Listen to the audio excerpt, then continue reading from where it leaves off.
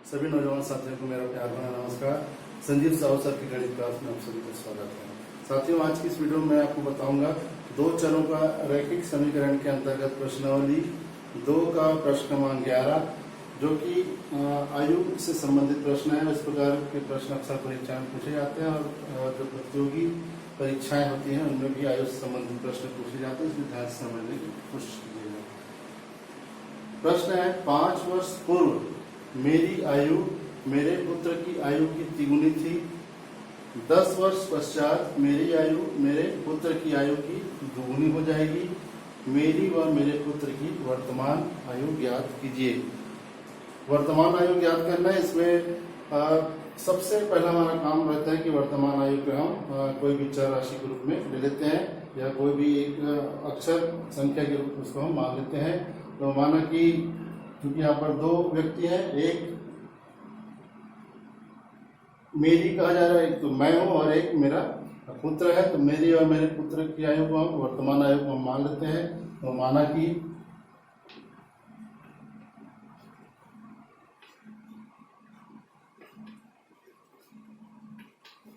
मेरी वर्तमान आयु बराबर x वर्ष है तथा पुत्र की वर्तमान आयु बराबर y वर्ष। ये हमने मान लिया। अब प्रश्न में वापस चलते हैं। क्या कहा जा रहा है? पहले कथन में 5 वर्ष पूर्व मेरी आयु मेरे पुत्र की आयु की तिगुनी थी। तो 5 वर्ष पूर्व मेरी आयु कितनी होगी?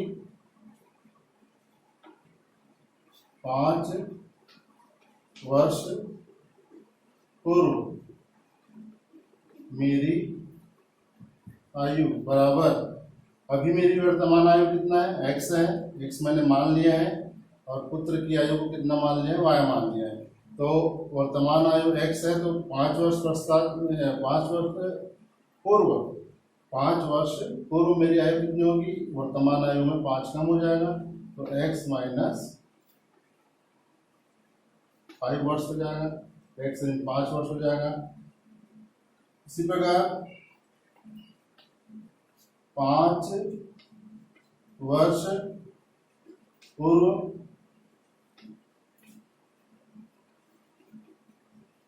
पुत्र की आयु कितना हो जाएगा?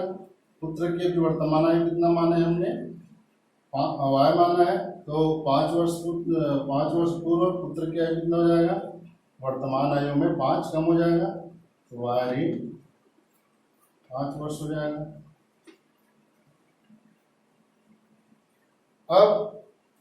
अब चाहे तो जो दूसरी जानकारी, दूसरा कथन है, उसके लिए भी यहाँ पर आप वर्ष का मान निकाल सकते हैं।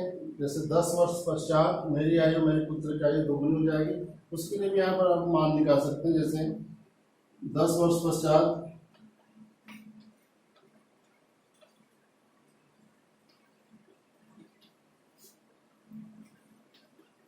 मेरी आयु कितना हो जाएगा? वर्तमान आयु x है तो 10 वर्ष पश्चात 10 जुड़ जाएगा तो x धन 10 वर्ष हो जाएगा।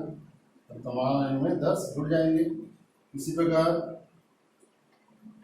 10 वर्ष पश्चात पुत्र की आयु बराबर कितना हो जाएगा? वर्तमान आयु कितना है? y है। 10 वर्ष बाद कितना हो जाएगा? वर्तमान आयु में 10 जुड़ जाएगा तो y धन 10 वर्ष हो जाएगा। प्रथम शर्त अनुसार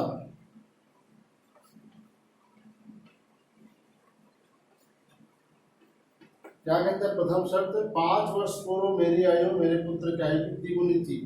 5 वर्ष पूर्व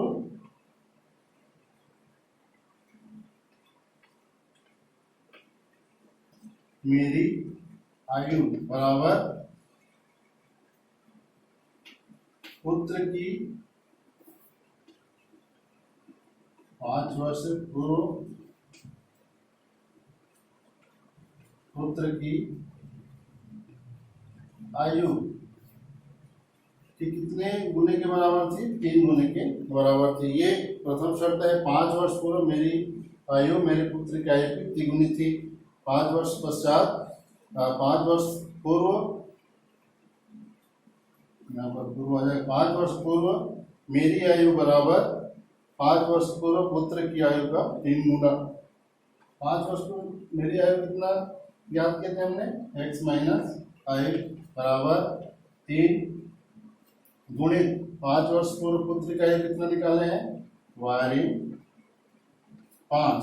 इसको सरल कर लेते हैं तो x ऋण 5 बराबर 3 का गुणा करेंगे तो 3y ऋण 3 पंचे 15, 3y को इधर पक्षांतर कर लेते हैं तो हो जाएगा x ऋण 3y ऋण 5 को पक्षांतर करेंगे तो ऋण 15 धन 5, तो x ऋण 3y बराबर ऋण 15 धन 5 बराबर ऋण 10। ये हो गया समीकरण 1। इसी प्रकार द्वितीय शर्तानुसार, द्वितीय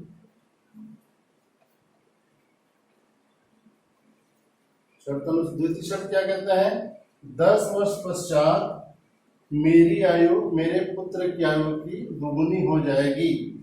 तो 10 वर्ष पश्चात मेरी आयु बराबर किसके बराबर हो जाएगा, ये 2 गुने के बराबर हो जाएगा। किसके 2 गुने के बराबर हो जाएगा, 10 वर्ष के बाद मेरे पुत्र की जो आयु होगी उसके 2 गुने के बराबर। तो 2 गुना इसके 10 वर्ष बाद मेरे पुत्र की आयु के, ये द्वितीय शर्त है कि 10 वर्ष पश्चात जो मेरी आयु होगी वो किसके बराबर होगी, 10 वर्ष पश्चात जो पुत्र की आयु होगी उसके 2 गुने के बराबर हो जाएगी। इसमें मान रख देते हैं हम, 10 वर्ष पश्चात मेरी आयु कितना है, x धन 10 हो गया, x धन 10 बराबर किसके बराबर है, 2 गुने के बराबर। किसके 2 गुने के बराबर है, 10 वर्ष पश्चात जो पुत्र की आयु होगी वो कितना है, y धन 10 है। इसको सरल कर लेते हैं तो हो गया x धन 10 बराबर 2 का गुणा करेंगे तो 2y धन 2 गुणित 10 बराबर हो गया 20। 2y को पक्षांतर करते हैं तो x ऋण 2y, 10 को इधर पक्षांतर किए तो 20 ऋण 10 हो गया। ये हो गया x ऋण 2y बराबर 20 ऋण 10 बराबर होता है 10। समीकरण नंबर 2। इस प्रकार से अब हमारे पास 2 समीकरण है। कौन कौन से 2 समीकरण है, ये समीकरण 1 हो गया और ये समीकरण 2 हो गया। चलिए दोनों समीकरणों को एक जगह लिख लेते हैं। समीकरणों को एक जगह लिखने पर क्या हो जाएगा, पहला समीकरण x ऋण 3y बराबर ऋण 10 और x ऋण 2y बराबर 10। समीकरण ये 1 था और ये समीकरण 2।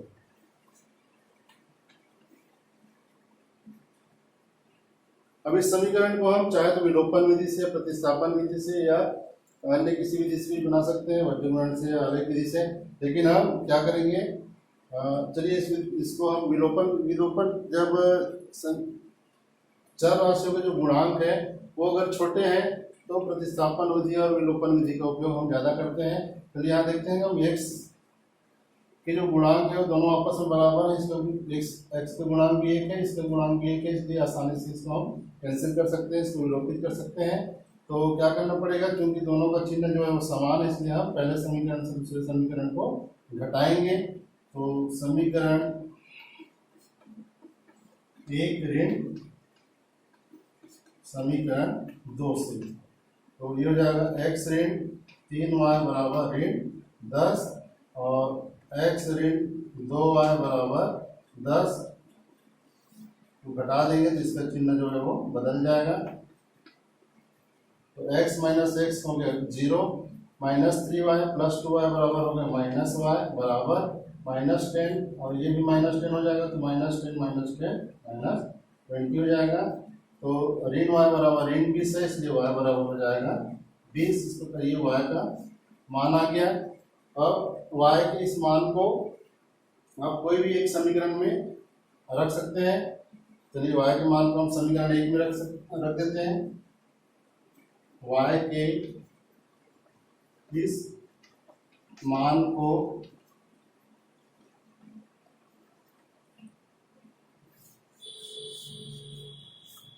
समीकरण 1 में रखने पर, चलिए ये समीकरण 1 कहाँ पर है, ये समीकरण 1 है, इसमें हम y के मान को रख देते हैं। ये हो जाएगा x ऋण 3 गुणित y का मान कितना है 20 बराबर ऋण 10। ये समीकरण 1 है, इसमें हमने y बराबर 20 रख दिया।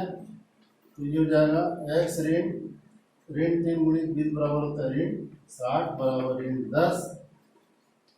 ऋण 60 को पक्षांतर करेंगे, ये हो जाएगा ऋण 10 और धन 60। इस प्रकार x बराबर हो जाएगा ऋण 10 धन 60 बराबर होता है 50। तो x का मान आ गया 50, y का मान है 20। अतः संख्याएं 50 और 20 होंगी। इसको आप चाहे अभिष्ट संख्याएं लिख सकते हैं। अतः अभिष्ट संख्याएं 50 और 20 होंगी। इस प्रकार से आप आयु वाले प्रश्न को हल कर सकते हैं। इसमें हमने सबसे पहले क्या किया, पहले दिए गए कथनों का हमने पहले समीकरण निकाला, और दी गई जानकारी के अनुसार से हमने विभिन्न जो चीजें हैं उनका मान ज्ञात करके समीकरण बनाया। समीकरण बना करके समीकरण को हल किया। हल करने के बाद में चर राशियों को मान निकाला, और जो सवाल में पूछी गई जो बात है उसको हमने ज्ञात किया।